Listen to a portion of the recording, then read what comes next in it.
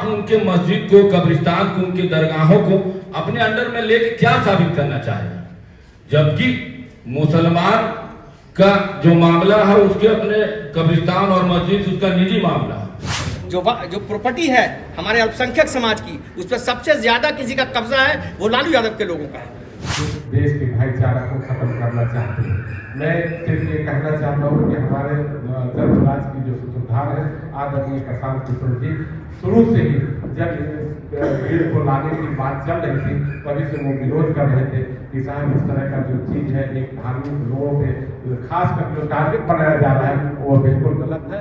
और आज भी जिस मकसद से हम लोग यहाँ पे बैठे हैं वो ये है कि आदरणीय प्रशांत किशोर जी, जन स्वराज पार्टी इसका विरोध करती है, वो नॉन मुस्लिम भी उसमें रहेंगे। मैं ये जानना चाहता हूँ कि आप, बहुत अच्छी बात है कि 2 नॉन मुस्लिम हैं, मुझे मेरा डिमांड है भाजपा के लोगों से और लोगों से कि साहब आप ठीक है, आए वक्त पे 2 लोग, कोई दिक्कत नहीं है। आप हिंदू जो मंदिर के ट्रस्ट हैं, जितनी जगह मंदिर है उस ट्रस्ट में भी मुसलमान को रखा जाए, तभी तो भाईचारा बना रहेगा। आप वो काम कीजिए, हम लोग को कोई आपत्ति नहीं होगा।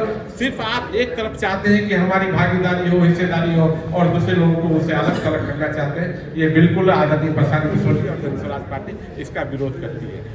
इस वक्फ बिल पे हमारी पार्टी का स्टैंड बहुत ही क्लियर है। जन स्वराज पार्टी इस वक्फ बिल के अगेंस्ट है, इसकी इम्प्लीमेंटेशन और इसकी अमेंडमेंट के अगेंस्ट है। इस बिल के साथ ही भाजपा और भाजपा के साथ जुड़े हुए पार्टियों की जो ध्रुवीकरण की राजनीति है उसकी कलई खुल गई है।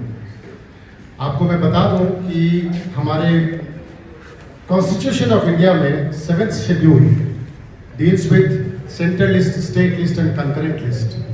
The matters of land falls under the state list. और पार्लियामेंट में वक्फ बोर्ड की ज़मीन के मैनेजमेंट के नाम पे एक इनडायरेक्ट ट्विकिंग ऑफ कॉन्स्टिट्यूशन का भी प्रयास किया जा रहा है आज की सरकार के द्वारा।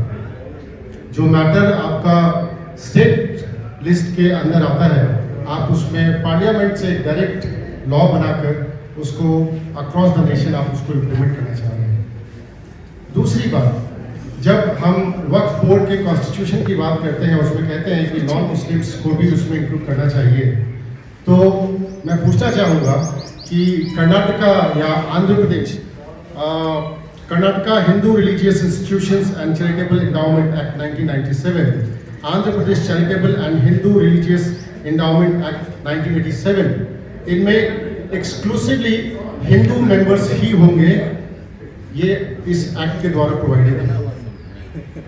और इसके साथ ही सिख गुरुद्वारा एक्ट, इसमें all members of the board are required to be Sikh only. तो एक विशेष कम्युनिटी को टारगेट करके उनके साथ आप उसको बदलना चाह रहे हैं, तो ये एक पैरिटी का कहीं पर कोई पैमाना नहीं है। तो भाजपा अभी फिर से बिहार में भी चुनावी दौर है और इनके पास अभी पूर्ण बहुमत ना होते हुए भी वो एक पर्टिकुलर कम्युनिटी को टारगेट करके ध्रुवीकरण की राजनीति करना चाहती है। और मैं फिर से दोहराना चाहूँगा कि इसमें जितनी जिम्मेदार भारतीय जनता पार्टी है, उतनी ही जिम्मेदार नीतीश कुमार और वो सहयोगी पार्टियां हैं जिनके बूते पे आज ये बिल पास हो रहा है। अंत में मैं दोहराना चाहूँगा कि जन स्वराज पार्टी वक्फ अमेंडमेंट बिल 2025 के खिलाफ है। बहुत बहुत शुक्रिया। जो प्रॉपर्टी है हमारे अल्पसंख्यक समाज की, उस पर सबसे ज्यादा किसी का कब्जा है, वो लालू यादव के लोगों का है। मतलब मुस्लिम वोट के लिए तुष्टीकरण की नीति का हिस्सा बन चुके हैं। राजनीतिक दुकान चला रहे हैं, जो भी विरोध कर रहे हैं वो राजनीतिक दुकान चला रहे हैं मुस्लिम वोट के लिए। माने तो ये इस देश में सबको रहने का अधिकार है। भारतीय संविधान के अनुच्छेद 14 में सबको समानता का अधिकार है।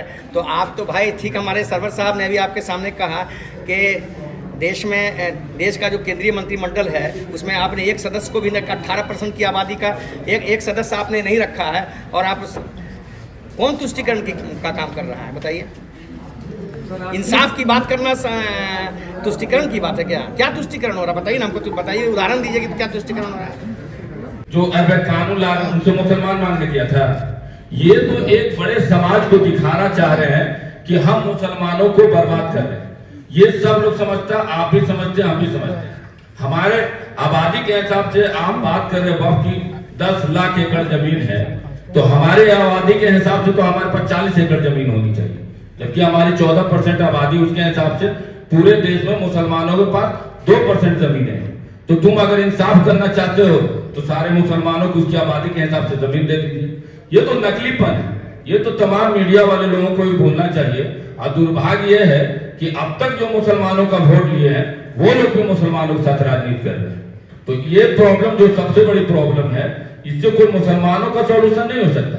आप उनके मस्जिद को, कब्रिस्तान को, उनके दरगाहों को अपने अंडर में लेके क्या साबित करना चाहेगा, जबकि मुसलमान का जो मामला है उसके अपने कब्रिस्तान और मस्जिद उसका निजी मामला है। कि जिस तरह से हिंदुओं को अपने मठ और मंदिरों से उसका निजी मामला है, वैसे मुसलमानों का चीज है। आप साबित क्या करना चाहते हैं, मुल्क को लेके जाना कहाँ चाहते हैं, ये बताइए। लेकिन सर बात ये है सर, पुराने का अच्छा, संविधान ने तो राइट दिया है। संविधान ही तो कहता है कि हर लोगों को अपनी चीज और संपत्ति और अपने मस्जिद, अपने गुरुद्वारा की रक्षा सुरक्षा उसके पास होगी। संविधान ही तो कमिटमेंट किया था। गांधी, नेहरू और अंबेडकर और पटेल ने जो मुसलमानों के साथ कमिटमेंट किया था, जो आजादी के समय थे, जिसकी वजह से हमारे पूर्वज यहाँ रुके थे, वो कमिटमेंट करने वाले व्यक्ति का कमिटमेंट होना चाहिए।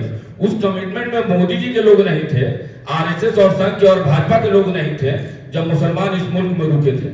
आप जब संविधान बन गया तो इसको मानिएगा कि नहीं तो मानिएगा? संविधान को तो हम ही माने। संविधान को तोड़ के कानून आपको पावर मिला तब आप मिसयूज कर रहे हो संविधान के राइट का।